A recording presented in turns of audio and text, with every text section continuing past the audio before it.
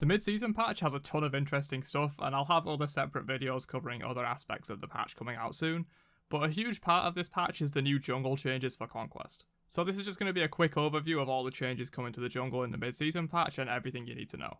The jungle is seeing a mini overhaul to make it more interactive and interesting in this patch. Currently in the jungle, all the camps are passive in that they only attack you if you attack them first. In the mid-season patch, this changes so that most of the camps are aggressive and will aggro to you as soon as you step in range of the camp. Red buff, purple buff, gold fury, fire giant, and most importantly, all types of Harpy camps will be aggressive, while speed buff, blue buff, oracles, and pyromancer will remain passive and have to be hit before they aggro to you.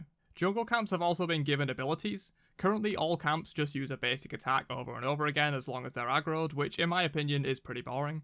But after this update, each of the important camps will have abilities that you play around, and it makes every camp unique in the way that you have to fight it. The red buff has an ability that massively increases their attack speed once they drop below 45% HP called Berserk Form. This pretty much means that you have to save your burst damage for when the camp gets low to avoid taking extra poke damage from the attack speed boost, which is sort of what you were doing anyway to secure the camp and make sure it doesn't get stolen, so not a huge change there really. Purple buff applies a debuff to the first target that aggroes the camp, which by the way, this camp is aggressive, so aggroing it is the equivalent of going into its radius. You don't have to actually attack it to receive this debuff. But this debuff reduces protections by 20% and also cloaks you from minion aggro, so you can walk past lane minions without them attacking you, sort of like a pseudo invisibility. Speed buff has a pretty simple line damage attack in front of the big monster that seems fairly easy to dodge from what I've seen.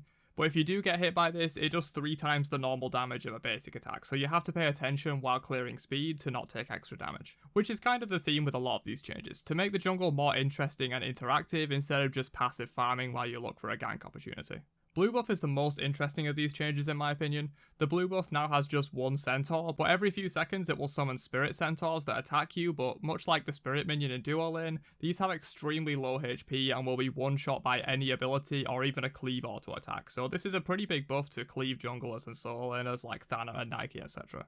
The Alpha Harpy, which is the big boy over by duo lane on its own, has an ability that reduces attack speed on the person that aggroes the camp. This makes it slower for hunters to clear this camp obviously, and also if you see the enemy ADC going to take this camp, you know they're going to have reduced attack speed for a bit even if they leash the camp when you go on them, so you might want to engage while they're debuffed to have that extra advantage in the boxing fight. Oracles have a channeled ability that takes a while to cast, but it gives 40% damage mitigation to the Harpies, making them even tankier than they already were. Fire Giant will follow that aggressive behaviour from before that a lot of other camps have, and will now spawn lava pools aggressively on people that walk through his domain. And finally, the Gold Furies each have their own special attack that will debuff the person they hit and stack up to 6 times. Gold Fury has a slow and increased gold bounty on the person hit, so if you want to defend a Gold Fury, you could maybe land a kill on the person tanking it and get that bonus bounty of up to 120 gold if it's 6 stacks. Oni Fury has a 5% increased damage taken from all sources, which is huge. With 6 max stacks, that's 30% increased damage on the person tanking Oni Fury. This is the most contested Fury, especially late game, so it makes sense, but damn, you're really not going to be that tanky once this buff stacks up onto you, so watch out for people bursting you if you're tanking this objective. Primal Fury is the reverse of Oni, reducing damage output on the person tanking by 5%.